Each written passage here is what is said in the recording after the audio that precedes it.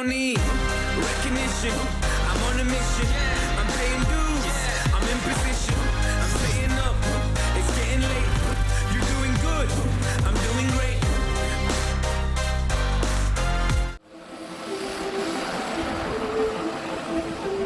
Всем привет, дорогие друзья, с вами Чайка, и в преддверии DreamHack'а я хочу вспомнить об успехе ранее малоизвестных СНГ команд на StarLadder Major'е. Наш регион всегда славился особым стилем игры за атаку. Думаю, многие помнят, как в свое время Vega рашила с 5 фармганами, и Dream Eaters продолжили эту традицию. Но сегодня я расскажу, как крайний мейджор показал нам новый уровень агрессии именно за защиту. Зачастую она проявляется в максимально эффективных действиях люркера. В четвертом раунде матча Simon Vitality интересная задумка буста в Зиге для опенфрага была прочитана французами с нижнего тоннеля. В ответ Chaos выдвигается в темку еще до первых флешек на лонге. Его информация позволяет убедиться в отсутствии фейка. Нилан покидает мид, чтобы укрепить А, и вырывается под флешку в смог.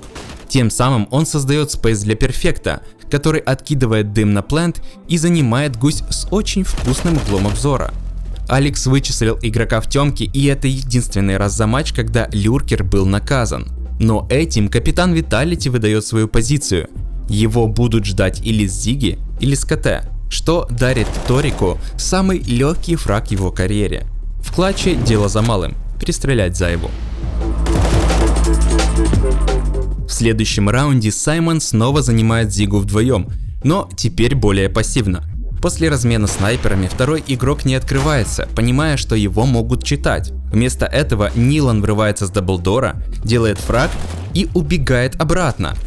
Когда последний-то игрок ловит расфокус, включается Торик и отбирает контроль мида. Имея аналогичный сетап на Зиге, Рамзик делает опенфраг, и ему никто не выходит на размен.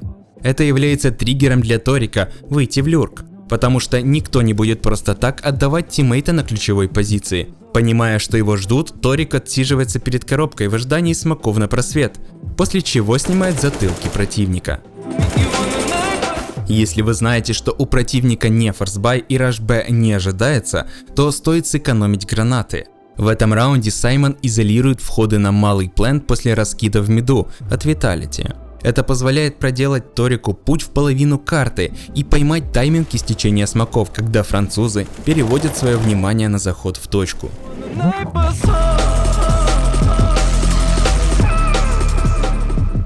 Путь к победе Dream Eaters против Energy проходил по схожему сценарию. Подобно Зиге Даста на овере, ключевой точкой являлся монстр. Во втором раунде Спидак вышел в люрк, когда атака после смока на банан ничего не предприняла в этом направлении. Он делает опен в коннекторе, что форсит американцев пушить в тлеющий смок на монстре, где их и принимает сетап фармганов. В девайсных раундах, когда Energy раскидывают А, роль люркера переходит в руки Крада. Сперва он успевает просочиться в туалеты, пока устанавливается бомба, и убить контролящего коннектора в ухо.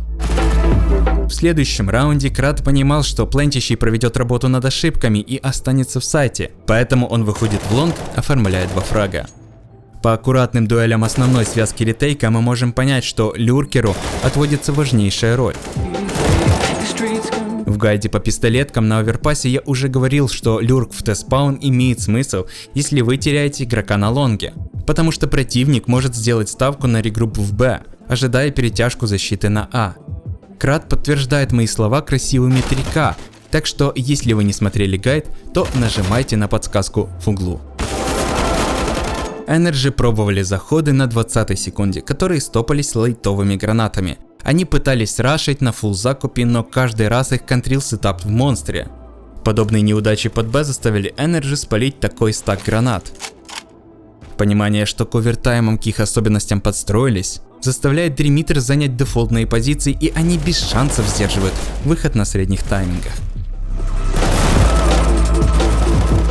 На Инферно камнем преткновения предсказуемо стал банан, и Dream Eaters боролись за него как львы. При счете 11-12 после дефолтных гранат Свят делает опенфраг с помощью флешки рикошетом. Далее он и не собирается убегать на Б. Свят остается в самом углу и оформляет 2 килла, пока Молотов не успел разгореться. В следующем раунде Алекс совершил ошибку, свернув за бревна, хотя стак гранат летит туда на постоянной основе. 3 ответных хае не смогли сломить Свята. Он принимает на себя RPK, чтобы Крад мог его разменять. Таким образом, Dream Eaters второй раунд подряд зарабатывают численное преимущество за счет войны на банане. Вишенкой на торте я хочу показать раш коннектора с хаешками под яму и флешкой с вилки. Обычно такую моменталку дают под опен с балкона, а пуш коннектора сопровождается глубоким смоком на мид. Но Dream Eaters удивляют. Я никогда подобного не видел и рад, что новые СНГ команды проявляют себя на большой сцене. На секундочку, на тот момент Vitality были топ-2, а Energy топ-6 в рейтингах ЛТВ. И никто не смеет говорить, что эти победы были незаслужены. На этом у меня все. Спасибо за ваше внимание. Пишите в комментариях, хотите ли вы видеть подобный контент не только о Нави. И увидимся через какое-то там количество времени.